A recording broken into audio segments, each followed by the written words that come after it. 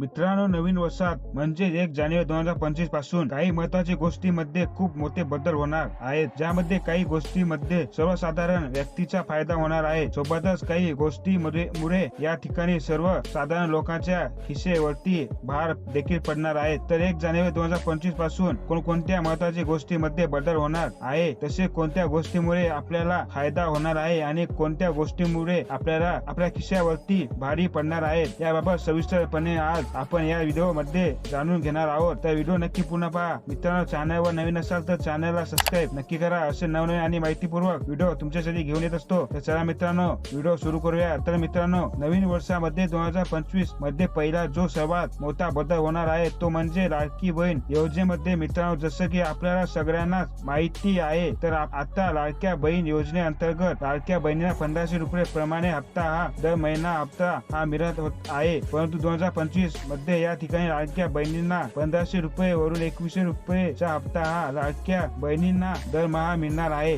याबाबत निवडणुकीच्या अगोदर महायुती सरकारने घोषणा देखील केली आहे, परंतु त्यांनी लाडक्या बहिणींना 2100 रुपये घेण्यासाठी काही महिने थांबण्यासाठी सांगितले होते. त्यामुळे आता या ठिकाणी 2025 मध्येच लाडक्या बहिणींना 1500 रुपये वरून 2100 रुपयेचा हप्ता हा मिळणार आहे. साधारणतः एप्रिल महिन्यापासून महिलांना लाडकी बहीण योजनेचा हप्ता 2100 रुपये प्रमाणे मिळण्याची शक्यता आहे. अशा पद्धतीने या ठिकाणी योजनेमध्ये 2025 म्हणजेच नवीन वर्षामध्ये बदल हे आपल्याला दिसून येणार आहे. त्याच्यानंतर पुढचा जो बदल होणार आहे मित्रांनो, तो शेतकऱ्यांसाठी होणार आहे. मित्रांनो, आता शेतकऱ्यांना या बिना गॅरंटी कर्ज हे मिळणार आहे. मित्रांनो, 2025 मध्ये आता शेतकऱ्यांना कर्ज घेण्यासाठी कोणत्याही प्रकारचे गॅरंटी देण्याची आवश्यकता नाही आहे, कारण की आता आरबीआय शेतकऱ्यांना कोणत्याही हमी शिवाय म्हणजे गॅरंटी शिवाय 1 जानेवारी 2025 पासून 2 लाख रुपयापर्यंतचे कर्ज हे देणार आहेत आणि ते सुद्धा बिना गॅरंटी. कुठल्याही प्रकारचे तुम्हाला या ठिकाणी हमी ही द्यायची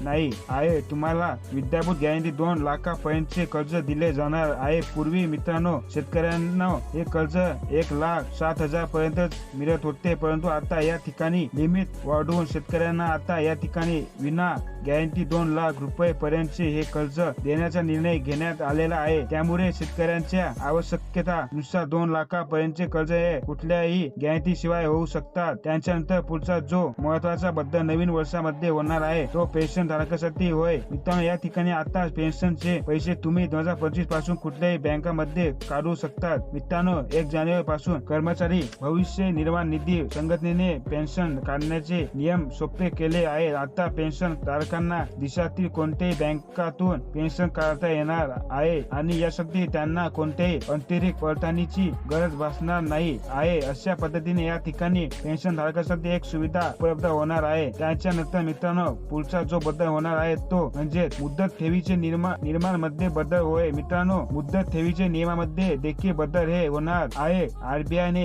एमबीएफसी आणि एचएफसी साठी मुदत ठेवीचे संबंधित नियम हे बदललेले आहे. या बदला अंतर्गतची सुरक्षा निश्चित करण्यासाठी काही आवश्यक तरतूद करण्यात आलेले आहे. लोकांकडून ठेवी होणे, मालमत्तेचा काही भाग सुरक्षित ठेवणे आणि ठेवीची विमा हे बदल या ठिकाणी झालेले आहेत. त्याच्यानंतर मित्रांनो, पुढचा महत्वाचा बदल आहे तो म्हणजे रेशन कार्ड संबंधित होय. मित्रांनो, या ठिकाणी 30 डिसेंबर 2024 हे जी काही तारीख आहे ते रेशन कार्ड धारकांसाठी केवायसी करण्याची अंतिम मुदत आहे. या मुदतीमुळे सर्व रेशन कार्ड धारकांना त्यांच्या रेशन कार्ड संबंधित केवायसी ही करावी लागणार आहे. ही केवायसी तुम्ही तुमच्या जवळच्या रेशन दुकानावरती जाऊन त्या ठिकाणी तुमच्या रेशन कार्डवरती जेवढ्या पण कुटुंबातील नावे असतील त्या सर्वचे केवायसी तुम्हाला करून धाडण्यासाठी शासनाकडून सांगण्यात आले होते आणि या ठिकाणी 31 डिसेंबर 2024 पर्यंत तुम्हाला हे केवायसी करण्यासाठी शासनाकडून आवाहन हे करण्यात आलेले आहे. परंतु जर समजा तुम्ही या मुदतीमध्ये तुमची केवायसी हे करू शकले नाहीत, परंतु मात्र तुम्ही 1 जानेवारी 2025 पासून तुमचे रेशन कार्ड बंद होऊ शकते किंवा तुमचे रेशन कार्ड हे रद्द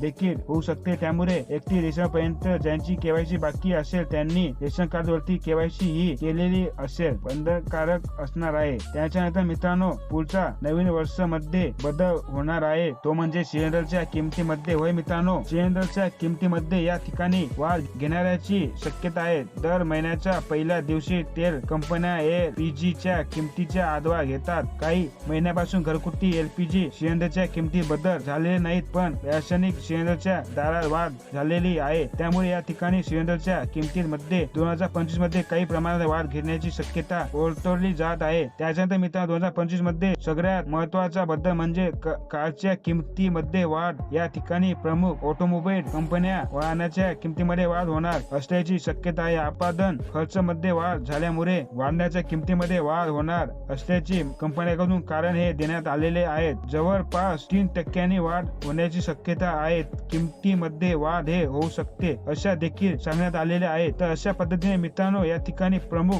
गोष्टीमध्ये 2025 म्हणजेच नवीन वर्षामध्ये बदल हे आपल्याला दिसून येण्याची शक्यता आहे. तर माहिती तुम्हाला आवडली असेल तर लाईक नक्की करा. चॅनलवर नवीन असाल तर चॅनलला सबस्क्राईब करून ठेवा. तर भेटूया मित्रांनो पुढच्या व्हिडिओमध्ये. धन्यवाद.